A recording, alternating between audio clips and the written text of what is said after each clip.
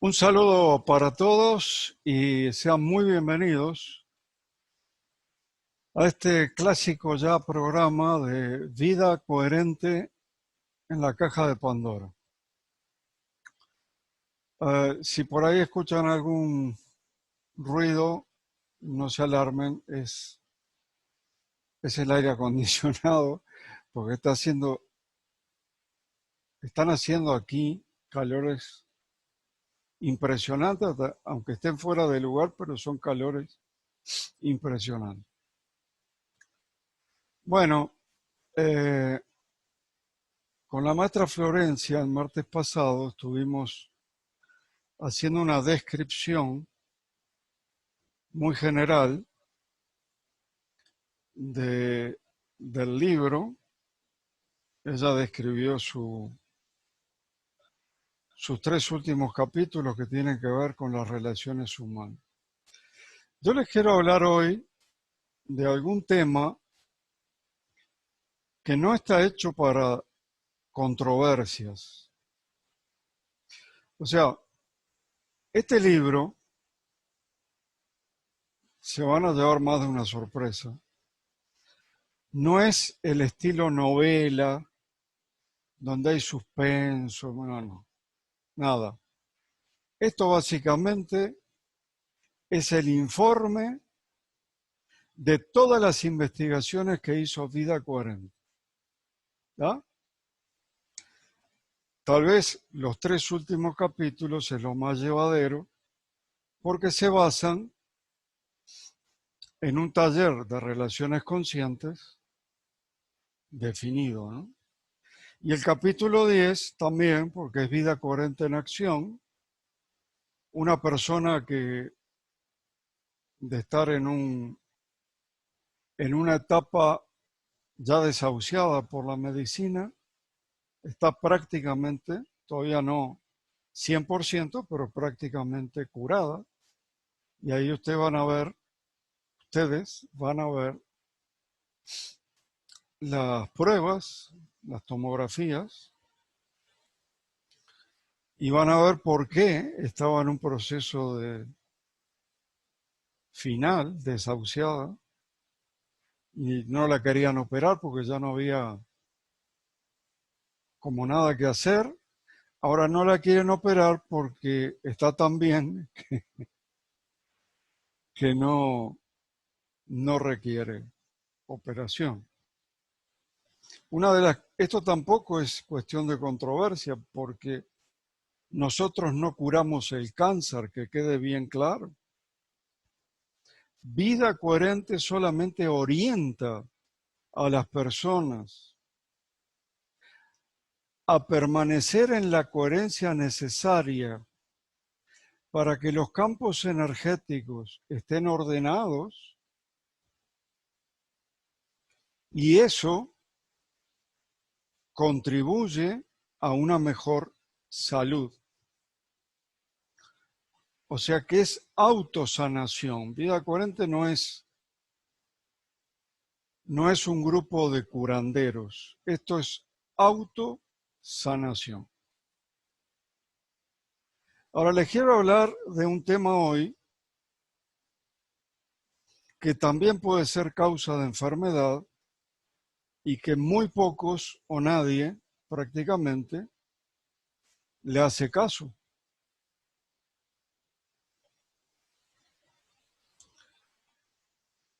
Somos una raza intervenida, yo lo dije muchísimas veces, lo seguiré diciendo. No me importa que haya gente que le moleste, las cosas que son, y yo no tengo la culpa.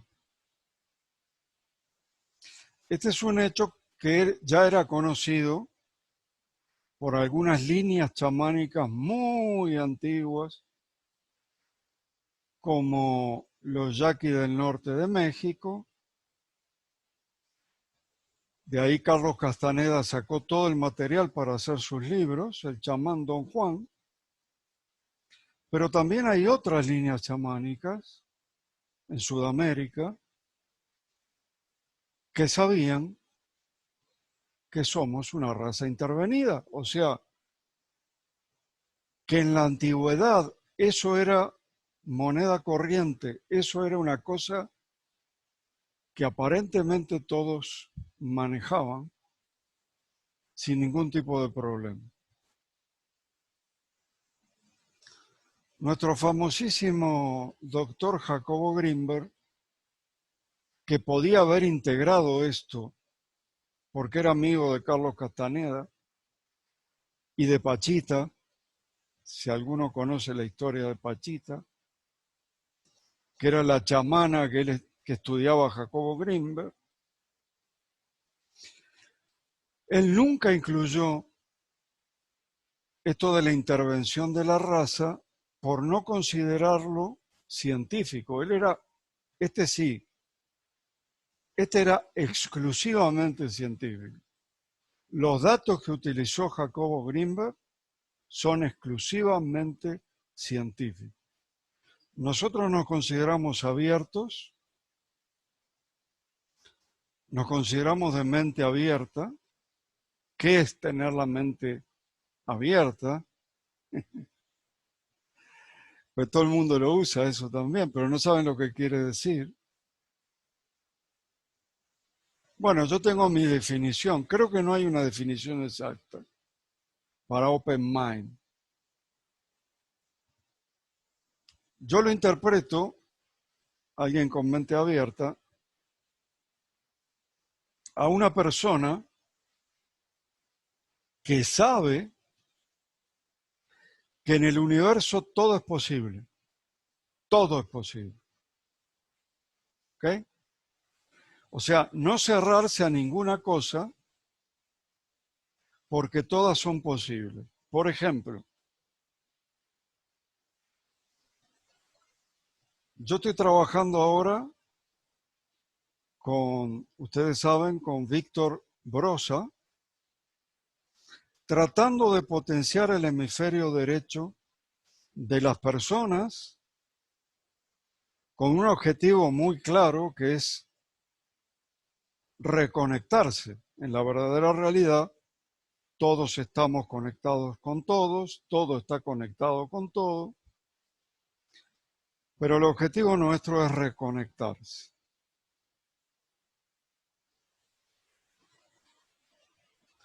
Brosa utiliza cosas de las cuales yo no tengo ningún fundamento, pero no tengo ningún problema en que él las utilice. Por ejemplo, la astrología.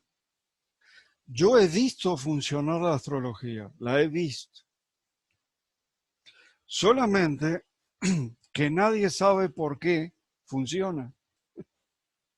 Tan antigua es, tan antigua, que nadie sabe por qué funciona. He visto funcionar el tarot. Y allí sí, como está basado en arquetipos del inconsciente colectivo, lo veo bastante más lógico.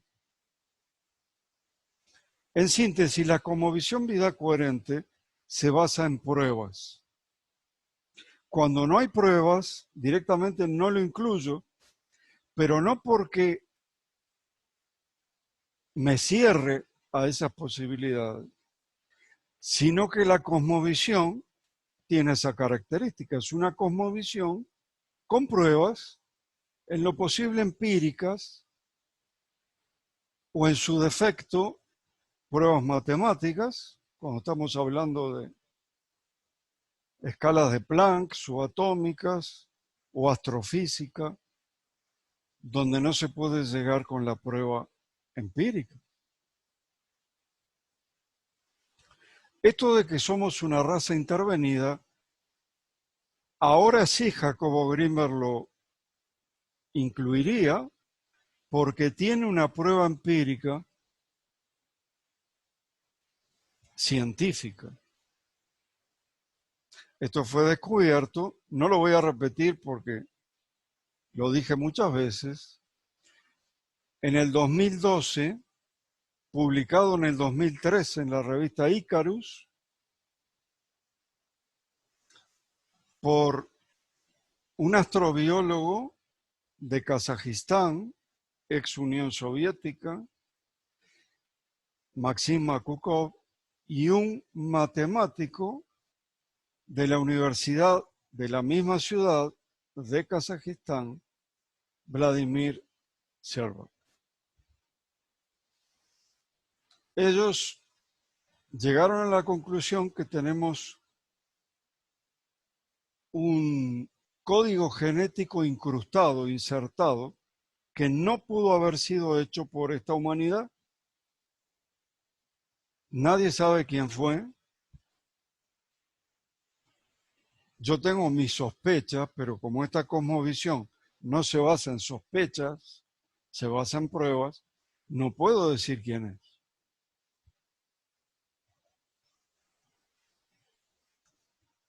Digamos que tengo una buena intuición de quiénes fueron los que nos intervinieron, porque coincide en que los que nos intervinieron necesitaban mano de obra, necesitaban esclavos directamente, grandes cantidades de mano de obra. Entonces, sí, yo sé de dónde puede venir, pero fiel a los criterios de esta cosmovisión, eso no está incluido. No es un faltante. El tema es que no hay pruebas concretas. Lamento decirlo, pero es así. Entonces, la primera parte de todo esto, de todo este libro, habla de la gran problemática de la raza humana. Y la gran problemática de la raza humana la divido a su vez en tres grandes temas. Uno es esta intervención del ADN. Dos son las programaciones que sostienen a esa intervención del ADN, sin el cual sin las cuales, si no hubieran estado esas programaciones, no se hubiera sostenido todo esto. Hubiéramos encontrado quiénes eran. Y finalmente las mentiras directas, las falsedades. La primera se llama la manipulación del ser humano a través del ego. También lo repetí mucho, pero ustedes saben que la neurociencia de vanguardia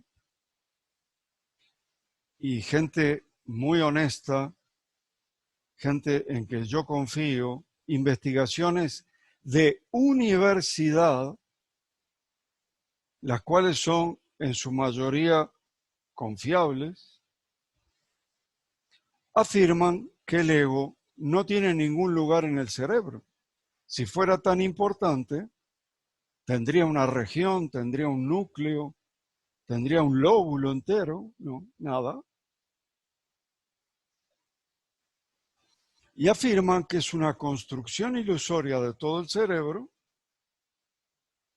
que nos aparta del medio ambiente y nos trata de convencer de una autonomía que tampoco existe. Y en esto les quiero dar un consejo. No caigan en ese asunto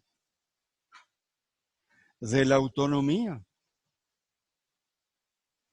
porque no solamente no somos autónomos, no solamente nos necesitamos todos a todos, nos guste o no nos guste, nos necesitamos, sino que el aislamiento social No estoy hablando aquí de vivir con personas, no. De aislarse socialmente es peligroso para la salud. En la gran investigación de Harvard, esa que estudió vidas completas, que tardó 80 años, ya cumplió 80 años, y sigue, pasaron generaciones de científicos. El director de esta parte afirmó lisa y llanamente, sin ningún tipo de dudas, las buenas relaciones te hacen más feliz y mejoran tu salud mental. La soledad mata, punto. Es un poquito brusco de su parte, pero esto está respaldado a su vez por un laboratorio de la Universidad de Virginia. Se llama Laboratorio de Neurociencia Afectiva del Departamento de Psicología de la Universidad de Virginia. En esto trabajaron varios, 3 en especial. El más importante es de apellido Cohen.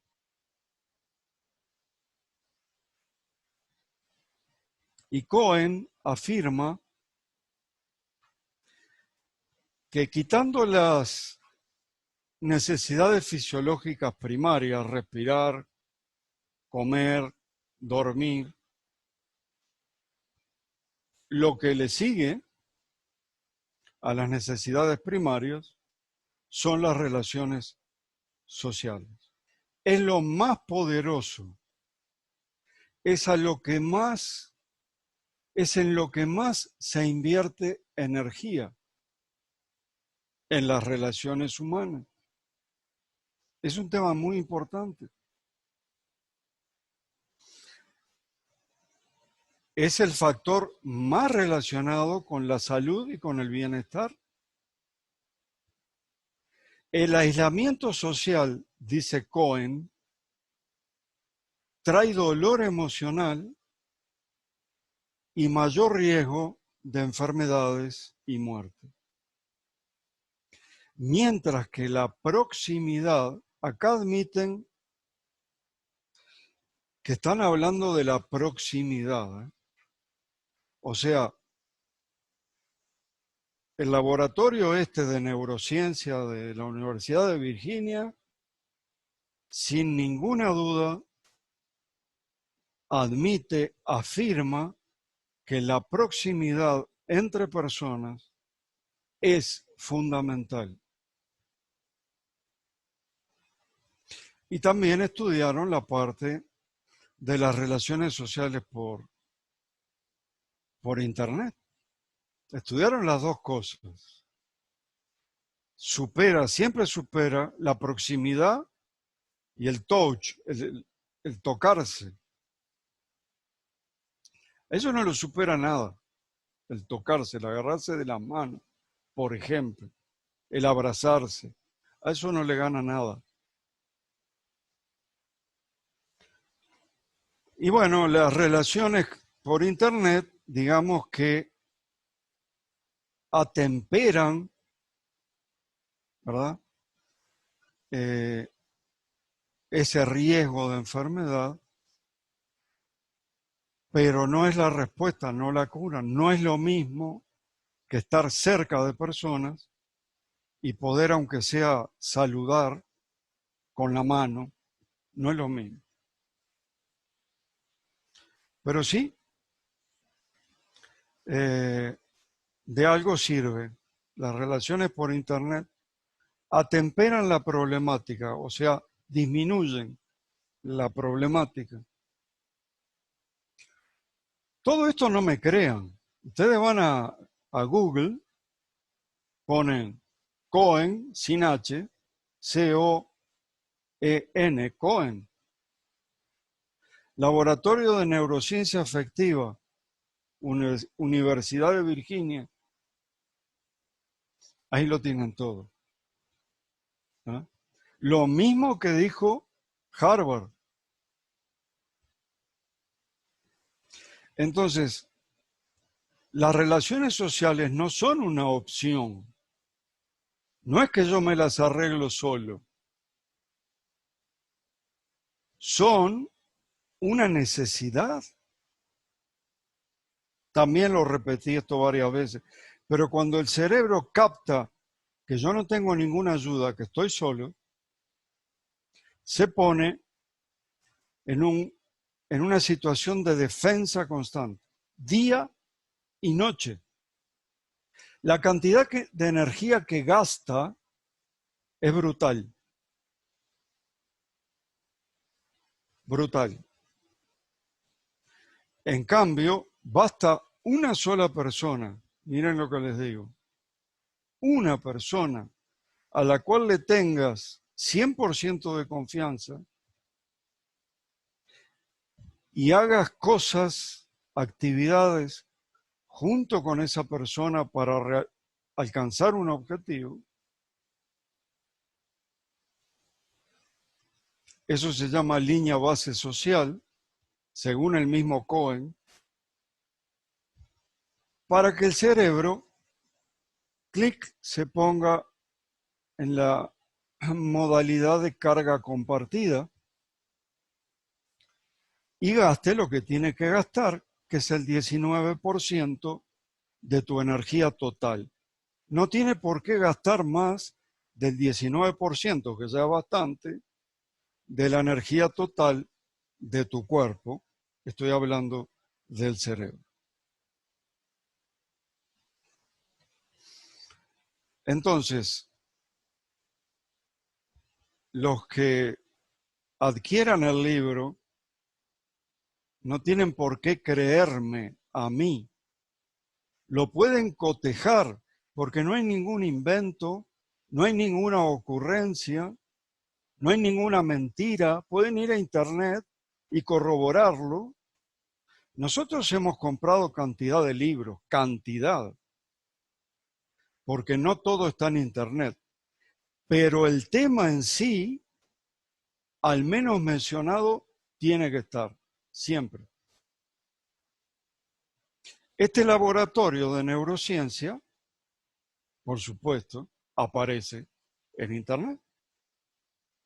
El doctor Cohen aparece en internet. No hay nadie inventado y hay cosas muy fuertes. A ver los open mind de acá. Si van a poder con esto. Yo tengo muchos amigos cristianos. Tal vez tenía porque ahora perdí contacto, pero gente que aprecio realmente. Y tengo 3 capítulos en ese libro que hablan de las falsedades históricas. Y esas falsedades históricas están centradas en el relato fundamentalmente del Antiguo Testamento, de la Biblia, que maneja Occidente hoy en día. Entonces, ¿por qué se pueden hacer tantas afirmaciones?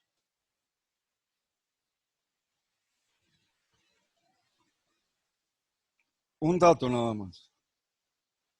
La egiptología en la ciencia cumplió 200 años.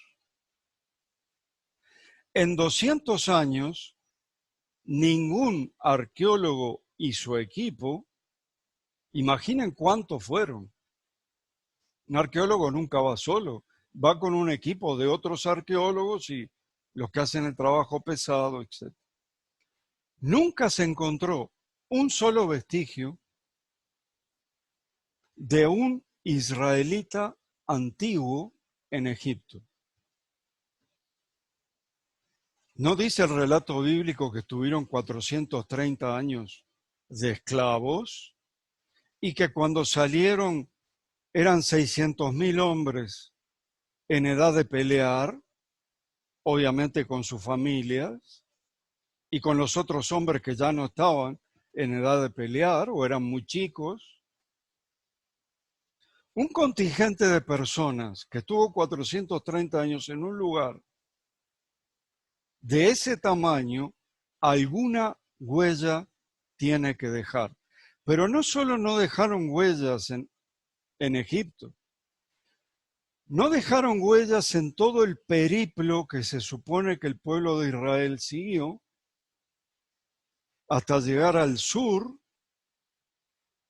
ahí donde está el monte Sinaí, de ese desierto, y luego subieron otra vez.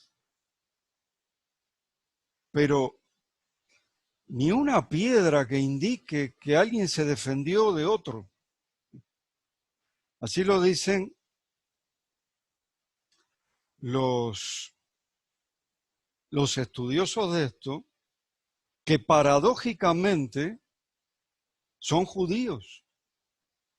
El doctor Israel Finkelstein, a la cabeza de esto, o sea, no arman ningún drama. Ellos dicen, nosotros teníamos que completar la historia, punto. Teníamos que completar la historia. Moisés no fue una persona real. Yo lo lamento. No es mi culpa. Y ellos nos hacen drama. Acá está metida la Universidad de Tel Aviv y la Universidad Hebrea y una cantidad de arqueólogos judíos. No se hacen ningún problema. Ahora le dices a un cristiano que Moisés no existió y parece que lo estás matando y no es mi culpa. Es el nuevo paradigma arqueológico, muy diferente al anterior. El paradigma arqueológico bíblico antiguo solamente se dedicaba a buscar vestigios para fundamentar las afirmaciones de la Biblia. Dice que llevaban la Biblia en una mano y la piqueta en la otra. Ya no es así. El nuevo paradigma arqueológico usa tecnología de punta, desde detectores muy sensibles hasta ¿cuál carbono 14? Eso fue lo primero. Ahora tienen como media docena de elementos que utilizan con la misma técnica del carbono 14, pero además imágenes satelitales, en fin. Es otro tipo de ciencia ahora, la arqueología, no falla. Y yo lamento decirles, el tema de Moisés fue creado de un rey que sí existió, Sargón el Grande, que sí fue puesto en una canastilla para salvarlo y lo dejaron que esa canastilla navegue en un río. Y después un cuento egipcio llamado El náufrago. Un cuento egipcio, o sea, un personaje real y un cuento egipcio llamado El náufrago. El especialista en cuentos egipcios, tal vez en la próxima que voy a hablar del Nuevo Testamento, se llama Doctor Yogari Pujol. El doctor Yogari Pujol descubrió muchas cosas. todas salen de cuentos egipcios. Pero lo que más me impresiona es que siendo una persona noble, una persona honesta, ex sacerdote católico, dedicó 40 años a estudiar esto. Se aprendió un idioma antiguo entero, el Demócrito, para poder leer de los originales.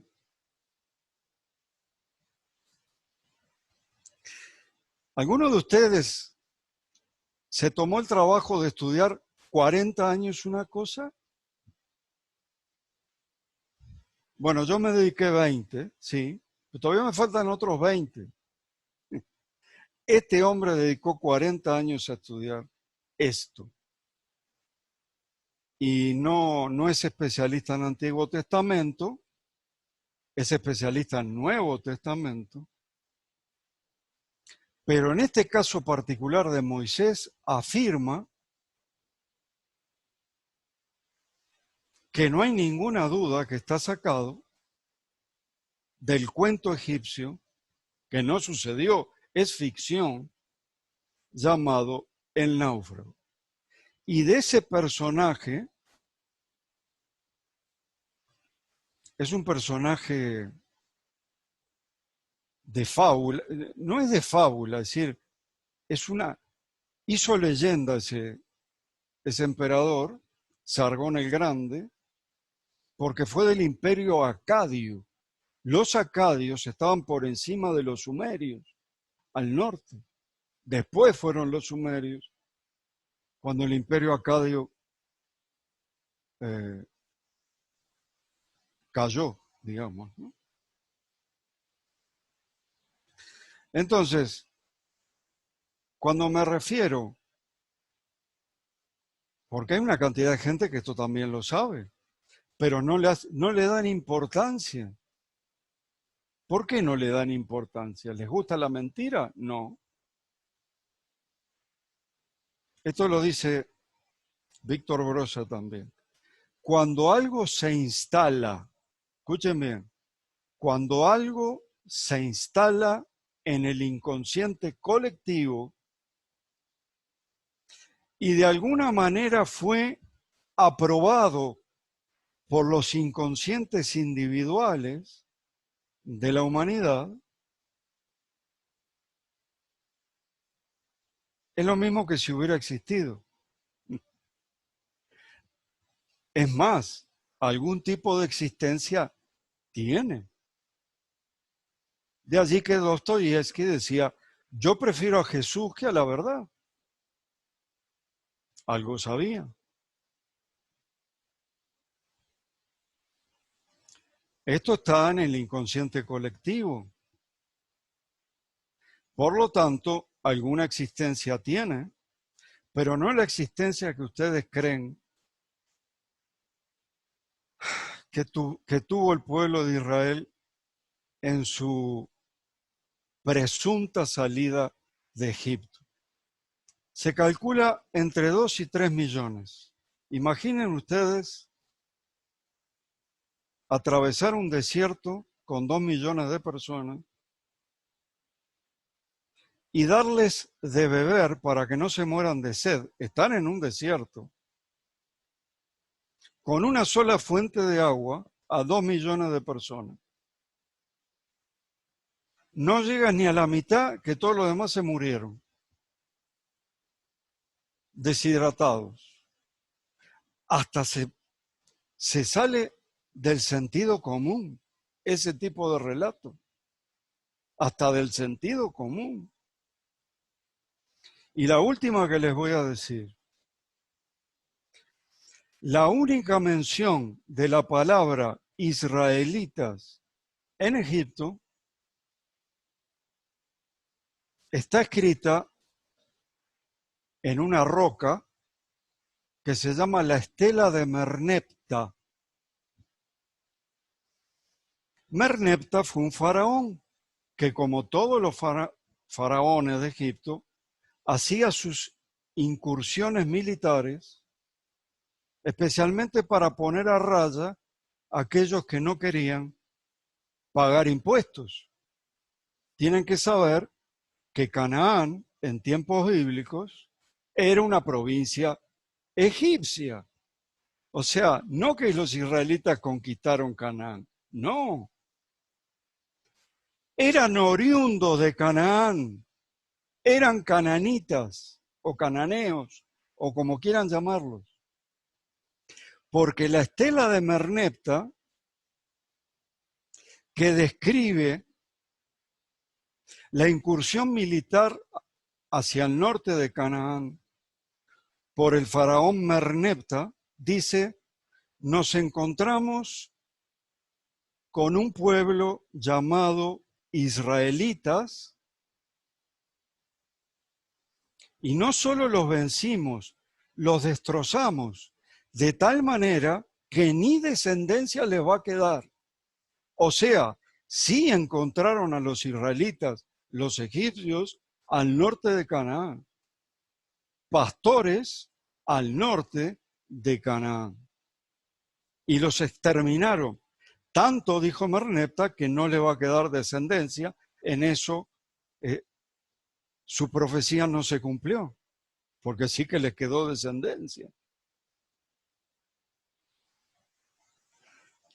Vuelvo a repetir, no me odien, estudien, busquen, investiguen por ustedes mismos, porque el primer desilusionado fui yo, que me tragué una carrera entera de teología, entera, y la pagué bien pagada. El primer desilusionado fui yo. Y ahora les digo, yo no tengo la culpa que no haya ningún vestigio del pueblo de Israel en el Egipto antiguo. Yo no tengo la culpa que la estela de Merneptah, 1210-1208 antes de Cristo, menciona a los israelitas como pastores del norte de Canaán, a quien tenían que exterminar porque no pagaban nada.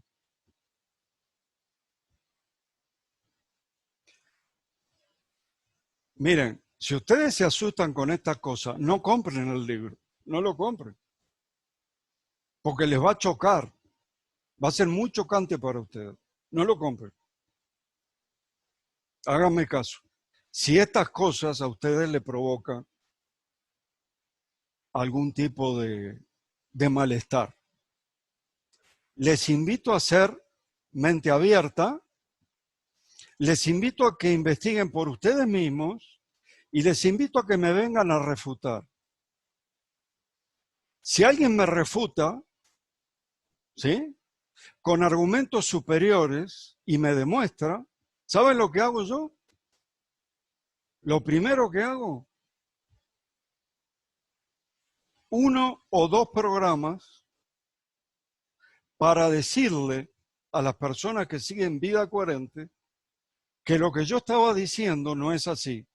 Me equivoqué, como si equivocan todos los investigadores. No fue así. Es lo que hago. Fue lo que hice en el 2018 con el coronavirus. Andaba repitiendo por allí que el coronavirus fue el vehículo con el cual nos intervinieron. De ninguna manera. Eso no es así. Y lo supimos cuando pedimos y compramos los originales de las investigaciones. El coronavirus no tiene nada que ver con la intervención. Dediqué 2, está en el canal Vida Coherente. Saben que Vida Coherente tiene un canal en YouTube y otro en Vimeo. Y allí tienen 2 programas del 2018 que hablan de este tema y donde yo digo, no era así. Me la tragué como se la tragaron todo, porque fue un programa televisivo muy conocido, no voy a decir quién, que se le ocurrió ociosamente poner al lado de la intervención el descubrimiento del coronavirus, que para la genética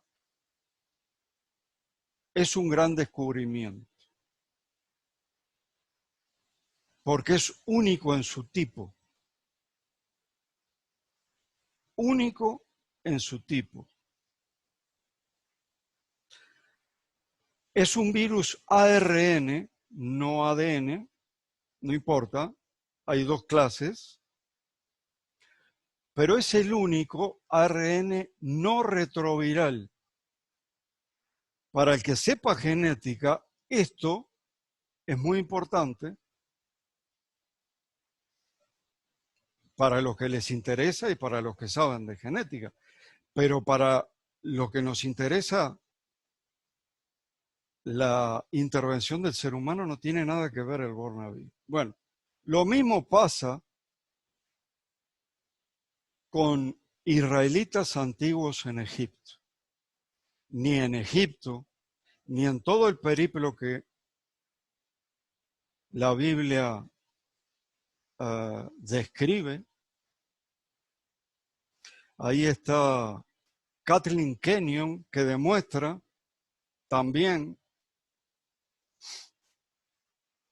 que Jericó, cuando dicen que cayeron los muros, en ese lugar no había nada, ni una oveja, y mucho menos vestigios de lucha o de guerra.